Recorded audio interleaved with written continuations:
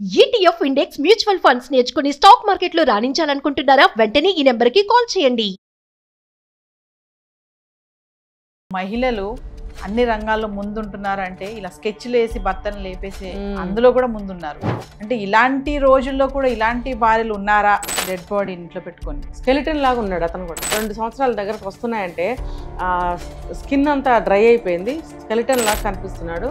మరి రోజు భర్తకి తిండి పెట్టడం, అతనితో ఆమె మనకి వినడం ఏంటంటే ఆవిడ అతను స్కెలిటన్ అవ్వక ముందు వరకు కూడా అతనితో.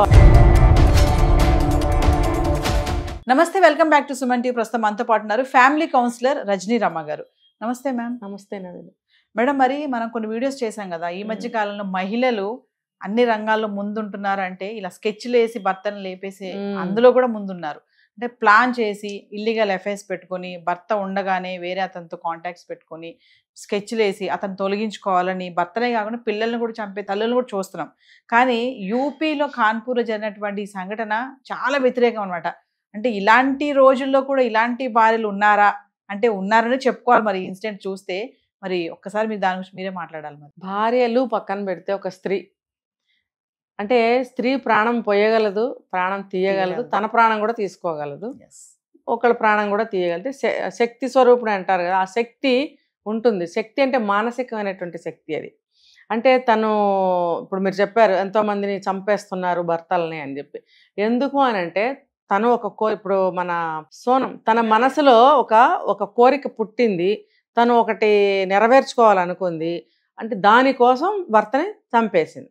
ఏం చేయాలన్నా కూడా ఆ మానసికమైనటువంటి శక్తి స్త్రీకి దేవుడు ఇచ్చాడు. దాన్ని సక్రమంగా ఉపయోగించుకోలేకపోతున్నారు కొంతమంది స్త్రీలు. భర్తలను లేపేయటం, తల్లుల్ని లేపేయటం, పిల్లల్ని లేపేయటం, అత్తమామల్ని లేపేయటం, ఇంకా చెప్పాలంటే అన్ని రంగాల్లో మీరు చెప్పారుగా, అన్ని రంగాల్లోనూ ఒక మంచికి ఉంటే మంచిదండి. చెడు రంగాల్లో లేరా? నక్సలైట్స్లో ఉన్నారు, ఉగ్రవాదుల్లో ఉన్నారు, అన్నిట్లో ఆడవాళ్ళు ఉన్నారు కదా. ఒక మంచికి శక్తిని ఉపయోగిస్తే ఆ శక్తి చాలా పవర్ అనమాట. ఆ శక్తి మంచికి ఉపయోగిస్తే చాలా మంచి మంచి పరిణామాలు జరుగుతాయి అన్నమాట, చాలా అభివృద్ధి చెందుతాయి. మరి అలా ఉపయోగించట్లేదు. అంటే నేను ఎందుకు చెప్తున్నానంటే తను ఒక చెడు చేయాలి, ఒక చెడు కోరుకున్నా చేయగలదు తను. అది ఒక మంచి చేయాలన్నా తను చేయగలుగుతుంది. ఆ మానసికమైనటువంటి ధైర్యం, శక్తి, స్ట్రాంగ్నెస్ అటువంటిది, ఆ విల్ పవర్ కూడా అటువంటిది. అలాగే ప్రేమించాలి, తను ప్రాణం పెట్టేయాలి అని అంటే కూడా పెట్టగలదు. అంటే రెండు చేయగలదు. భర్తని ప్రేమించగలదు, భర్తని చంపగలదు. మరి ఇది మగవాళ్ళు అర్థం చేసుకోవాలి. దీన్ని ఎలా ఆడదాన్ని మనము మౌల్డ్ చేసుకోవాలి, ఆడదాన్ని మనం ఎలా హ్యాండిల్ చేయాలి, ఆడదాన్ని మనం ఎలా కాపాడుకోవాలి, ఆడదాన్ని మనం ఎలా ఉపయోగించుకోవాలి, ఇలా అన్ని రకాలుగా స్త్రీని మనం ఎలా దక్కించుకోవాలి అనేది మగవాళ్ళు ఆలోచించుకోవాలి. ఇన్ని సంఘటనలు జరుగుతున్నాయి కాబట్టి. చూడండి, ఇప్పుడు ఈ అమ్మాయి ప్రేమించి పెళ్లి చేసుకున్నారు, తను ఒక అనాథ, వేరు మతాలు. ఆ అబ్బాయి ఇంట్లో వాళ్ళని కూడా ఎదిరించాడు. తక్కువ రేటుగా వస్తుందని చెప్పి మనం ప్రశాంతంగా ఉందాము అని చెప్పి ఊరి చివర అంటే ఇళ్ళు ఎక్కువగా లేని ప్లేస్లో కొనుక్కున్నారు. చుట్టుపక్కల కొంచెం దూరానికి ఉన్నాయి.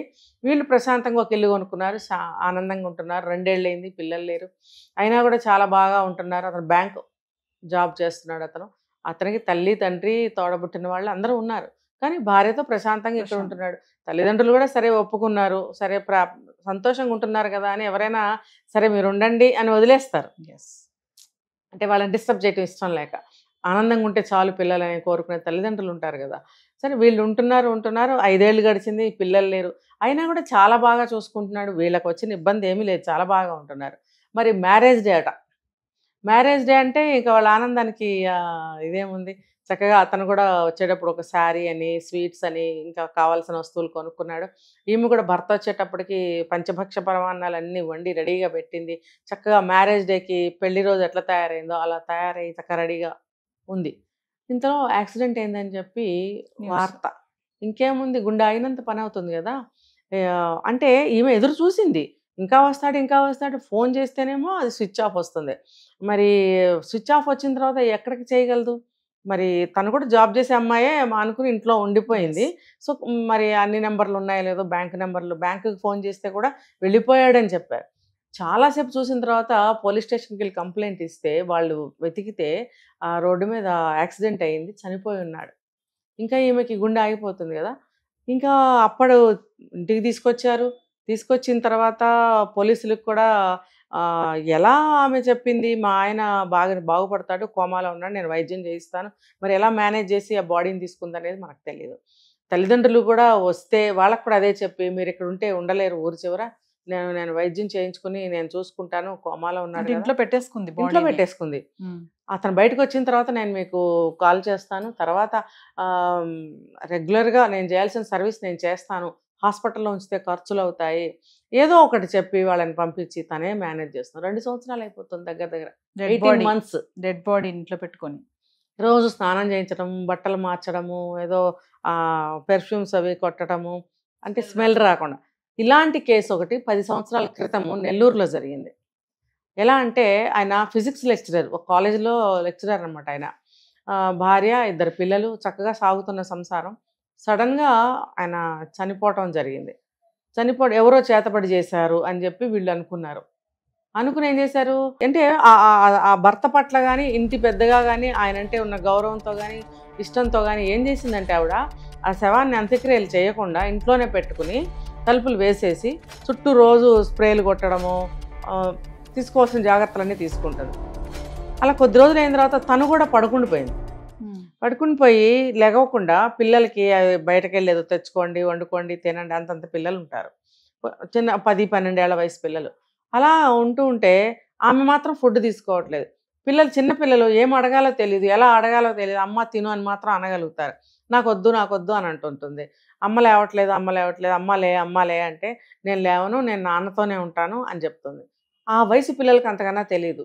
నిన్న మనం ఒక వైజాగ్లోనో ఎక్కడ ఒక భార్యని హత్య చేస్తే, పిల్లలిద్దరిని బాత్రూంలో పెట్టి తల్లిని హత్య చేస్తే, పిల్లని ఇంటర్వ్యూ చేసినప్పుడు నువ్వు అడగలేదా అంటే నేను అడగలేదు అని చెప్తున్నా. అంటే అమాయకత్వం, తెలియదు, ఎలా అడగాలో తెలియదు.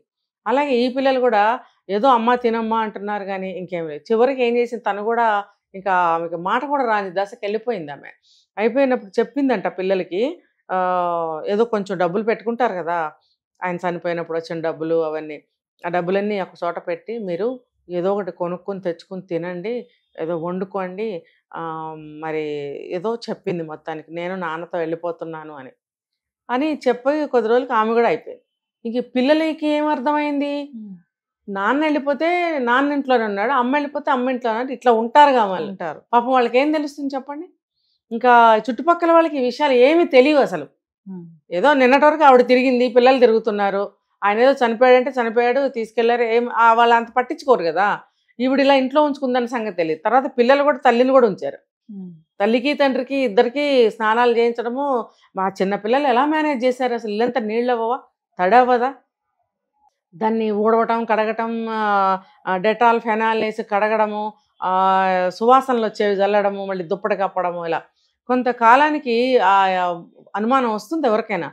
వచ్చి చూస్తే 2 కూడా స్కెలిటన్లు అయిపోయాయి, స్కిన్ లేదు, ఇంకా ఒక జుట్టు, పళ్ళు, ఎముకలు కనిపిస్తాయి. మనం చూసాం యూట్యూబ్స్లో, వాటిలో చూసాం, భయపడిపోయాం మేము అందరం. అప్పుడు ఏంటంటే అప్పుడు బయటకు తీస్తే పిల్లలు చెప్పింది ఏంటంటే, ఇలా జరిగింది, మా అమ్మ ఇలా చెప్పింది కాబట్టి మేము అలా పెట్టాము. పిల్లలు కూడా మెంటల్గా చాలా దిగజారిపోయారు. వాళ్ళని మళ్ళీ హాస్పిటల్కి తీసుకెళ్ళి వైద్యం ఇప్పించి నానా గందరగోళమైంది. అంటే ఆ ఎఫెక్షన్ అనేది, ఆ బంధం అనేది వాళ్ళని వేడనివ్వదు. ఇప్పుడు ఈ కేసు కూడా నాకు అదే అనిపిస్తుంది. సో అలా పెట్టుకుని 18 months అయింది. ఎవరన్నా వచ్చినా సరే, వాళ్ళ అత్తగారు వాళ్ళు అడిగినా సరే, కోమాలో ఉన్నాడు, నేను ట్రీట్మెంట్ ఇప్పిస్తున్నాను, నేను సేవ చేసుకుంటున్నాను అంటుంది. ఎవరైనా నిజం అనుకుంటారు. మరి 18 months అయిపోయింది. కరోనా టైంలో, ఆ టైంలో ఒక టీం వాళ్ళు వస్తూ ఉంటారు కదా, మెడికల్కి సంబంధించిన వాళ్ళు వచ్చి ఆ డాటా రాసుకోవడము, మేము ఇంట్లో మందులు ఉన్నాయా, మాస్కులు ఉన్నాయా, ఏవో సంథింగ్ జరుగుతుంది. ఆ డాక్టర్స్ గ్రూప్ ఒకటి వచ్చిందంట. వచ్చి వాళ్ళు తలుపు కొడితే తలుపు తీసింది. వాళ్ళకి ఏదో ఒక స్మెల్ వచ్చింది. డాక్టర్స్కి తెలిసిపోతుంది ఇదేం స్మెల్ అనేది కదా, వాళ్ళు అబ్జర్వ్ చేస్తారు. ఏంటి స్మెల్ వస్తుందంటే, ఏం లేదు, మీ ఇంట్లో ఇంకెవరెవరు ఉంటారు, మీ ఆయన లేడా అంటే, మా ఆయన కోమాలో ఉన్నాడు అంటే, వాళ్ళకి ఇంకా అనుమానం కొంచెం ఎక్కువై తలుపులు తోసుకుని లోపలికి వెళ్తే స్కెలిటన్ లాగా ఉన్నాడు అతను కూడా. 2 సంవత్సరాల దగ్గరకు వస్తున్నాయంటే స్కిన్ అంతా డ్రై అయిపోయింది, స్కెలిటన్ లాగా కనిపిస్తున్నాడు. మరి రోజు భర్తకి తిండి పెట్టడం, అతనితో ఆమె సెక్సువల్గా పాల్గొంటున్నట్టుగా ఫీల్ అవ్వడము, మనకి వినడం ఏంటంటే అతను స్కెలిటన్ అవ్వక ముందు వరకు కూడా అతనితో అలా అలా ఉంది అని కూడా చెప్తున్నారు, అది భగవంతుడికి తెలియాలి. కానీ ఆ అమ్మాయి నోటితో చెప్పడం అయితే నేను అలా ఫీల్ అవుతున్నాను, భోజనం పెడుతున్నాను, నా భర్త చనిపోలేదు, నా తల్లిదండ్రులు లేకపోయినా కూడా నా తల్లిదండ్రులాగా చూసుకున్నాడు, నాకు పిల్లలు లేకపోయినా కూడా నన్నే ఒక బిడ్డగా చూసుకున్నాడు. అంటే ఆమె ఒప్పుకోలేకపోతుంది నా భర్త చనిపోయాడు అనే అవును. విషయాన్ని, ఒప్పుకోలేకపోతుంది, ఒప్పుకోలేకపోతుంది. దగ్గరే ఉన్నాడు అన్న ఫీలింగ్ లో ఉండిపోయింది. అంత ప్రేమమూర్తిని నేను తట్టుకోలేకపోతున్నాను. అయినా నా భర్త ఇంకా లైవే, ఆయన ఏమంటారు కోమాలో ఉన్నారు, బాగు చేసుకుంటాను, ఆయన బాగుపడతాడు, మాకు పిల్లలు పుడతారు అని చెప్తా. అంటే మెంటల్గా ఈమె కూడా చాలా వీక్గా ఉందన్నమాట. ఆవిడ ఆ ట్రాన్స్లోనే ఉంది, ఆ ఊహల్లోనే ఉంది ఆవిడ. అప్పుడు వెంటనే ఆమెను అడ్మిట్ చేశారు ట్రీట్మెంట్ కోసం, అతనికి తల్లిదండ్రులకు అప్పచెప్పారు ఆ బాడీని. తర్వాత ఆ అమ్మాయి కొద్ది రోజుల తర్వాత హాస్పిటల్లో నన్ను అంటే అసలు ఎందుకు ఇలా చేసింది అని అంటే, నా భర్తను నా నుంచి దూరం చేస్తారన్న భావంతో ఇంట్లోనే పెట్టుకుంది, ఎవరికి చెప్పకుండా. ఇప్పుడు హాస్పిటల్లో జాయిన్ చేసేటప్పటికి ఏమైందనంటే, ఇక్కడ కూడా నా నుంచి దూరం చేశారు నా భర్తని అని ఉండలేకపోయింది. కొద్ది రోజుల్లోనే ఆమె చనిపోయింది హాస్పిటల్లో. కొంతమంది అంటున్నారు మేడం, నేను స్టార్టింగ్ లో చెప్పినట్టుగా భర్తను చంపేసి ఈ రోజుల్లో ఇలాంటి భార్యలు కూడా ఉన్నారా, ఇంత ప్రేమ మూర్తులా వీళ్ళిద్దరు, నా భగవంతుడు వీళ్ళని ఎందుకు దూరం చేశాడు, గ్రేట్ వైఫ్ అని చెప్పి కామెంట్స్ కూడా వస్తున్నాయి ఈ ఆర్టికల్ కి. నిజంగా అంటే కొంతమంది భార్యలకి మరి ఈ వార్త చూసి వాళ్ళు ఏమనుకుంటారో మరి నౌవేడేస్. మొరాలిటీ ఏంటంటే ఇందులో స్త్రీ ఒక భార్యని తీసుకోండి, ఇక్కడ భార్య కాబట్టి ఎంత ప్రేమిస్తే ఆ భార్య ప్రాణం పెడుతుంది. నేను కొన్ని వీడియోలో చెప్పే ప్రేమ త్యాగాన్ని కోరుతుంది, ప్రేమ ప్రాణాన్ని పెడుతుంది అని చెప్తాను నేను. ఇది ఇక్కడ నిరూపణ అయిందా లేదా? కాబట్టి భార్యని సున్నితంగా చూసుకోండి, ప్రేమించండి, అంతకు మించి ప్రాణం పెడుతుంది ఆవిడ మీకోసం, అంతకన్నా కావాల్సింది ఏముందండి? అది తెలుసుకోక ఏవేవో తప్పులు చేస్తున్నారు, భార్యలు భర్తలను చంపే దశకి దిగజారారు. Thank you.